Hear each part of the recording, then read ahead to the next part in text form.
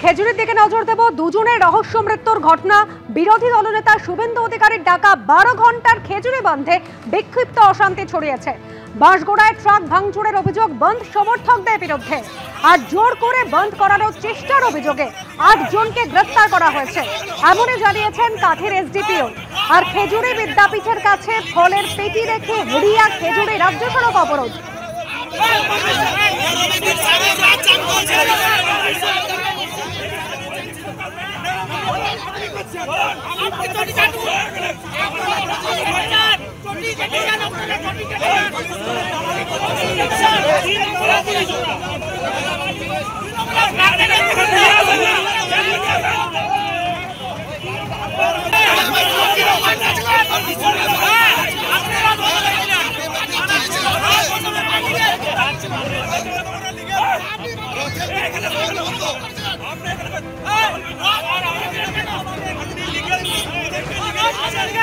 হেরিয়া খেজুরি রাজ্য সড়ক অবরোধ। ফলের পেটি রেখে রাজ্য সড়ক অবরোধ করার চেষ্টা করেন বন্ধ সমর্থকরা। এরপরে পুলিশ আসে ঘটনাস্থলে, পুলিশের সঙ্গে কথা কাটাকাটি হয়।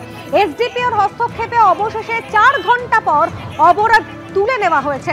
আর সকাল থেকে যে ছবি দেখিয়েছি, খেজুরিতে দোকানপাট বন্ধ রয়েছে, শুনশান রয়েছে রাস্তা।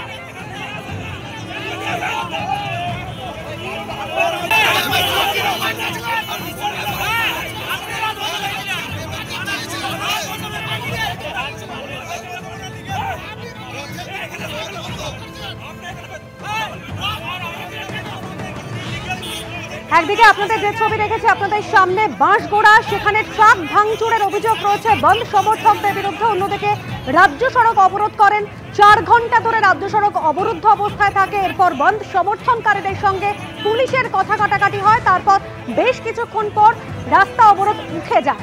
আজও বিরোধী দলনেতা শুভেন্দু অধিকারী তার পদযাত্রা রয়েছে। তার আগে সকাল থেকে দোকানপাট বেশ কিছুটা বন্ধ রয়েছে খেজুরির বিভিন্ন জায়গায়।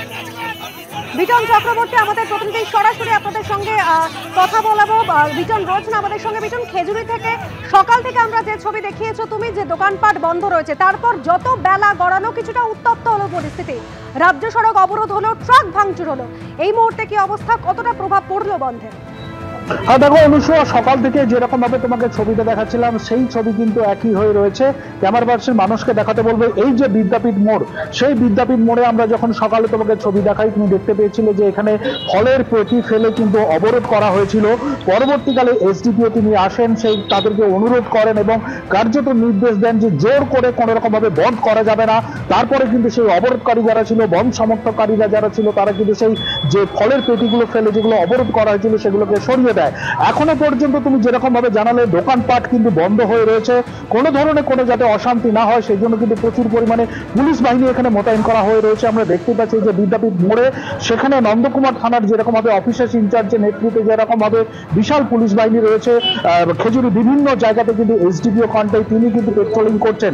এবং এই যে বিদ্যাপীঠ মোড় তুমি দেখতে পাবে দূরে একটি মঞ্চ করা হয়েছে, সেখানেই কিন্তু শুভেন্দু অধিকারী এসে ভাষণ দেবেন এবং খেজুরি থানার কাছ থেকে শুভেন্দু অধিকারী পদযাত্রা শুরু করবেন। বেলা 11টার সময় আসার কথা ছিল, হয়তো যেহেতু সকাল থেকে বৃষ্টি হচ্ছে সেই জন্য হয়তো একটু বিলম্বিত হতে পারে, অন্তত এমনটাই বিজেপি সূত্র থেকে দাবি করা হচ্ছে। তারপরে কিন্তু শুভেন্দু অধিকারী সেই যে জনকা যে এলাকা রয়েছে, খেজুরি থানা রয়েছে, সেখান থেকে কিন্তু তিনি মিছিল শুরু করবেন এবং সেই মিছিল এই বিদ্যাপীঠ মোড় পর্যন্ত আসবে এবং সেই বিদ্যাপীঠ মোড়ে এসে সেখানে কিন্তু তিনি একটু প্রতিবাদ সভা করবেন। বিক্ষিপ্ত কয়েকটি অশান্তির খবর আমাদের কাছে এসেছে, যেরকম ভাবে তুমি বলছিলে যে বাঁশগোড়া বাজারে সেখানে কিন্তু একটি ট্রাককে ভাঙচুর করার অভিযোগ উঠেছে।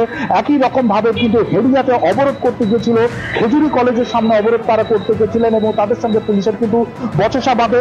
এবং ইতিমধ্যেই কাঁথির এসডিপিও দিবাকর দাস তিনি যেটা জানাচ্ছেন যে জোর করে বন্ধ কোথাও করা যাবে না এবং সেই যে যেখানে জোর করে তারা বন্ধ করতে গিয়েছিল 8 জনকে কিন্তু ইতিমধ্যেই গ্রেপ্তার করা হয়েছে এবং আজকে 12 ঘন্টার বন্ধ ডাকা হয়েছে।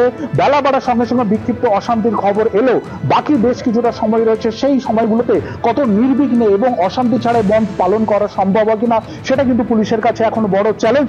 এই যে বিদ্যাপীঠ মোড়, সেই বিদ্যাপীঠ মোড় কিন্তু দোকানপাট যেরকম ভাবে বন্ধ হয়ে রয়েছে, ইতিইতি জটলা রয়েছে অবরোধকারীদের। কিন্তু রাস্তাতে সকাল থেকে যেরকম ভাবে আমরা দেখছিলাম যে ফলের পেটি ফেলে যে অবরোধ করা হচ্ছিল সেই অবরোধ কিন্তু নেই, কিন্তু বন্ধ সমর্থকারীরা তারা কিন্তু রয়েছেন এবং একটু পরে শুভেন্দু অধিকারী তার নির্ধারিত কর্মসূচিতে আসবেন, অন্তত এমনটাই বিজেপি সূত্রে জানানো হয়েছে।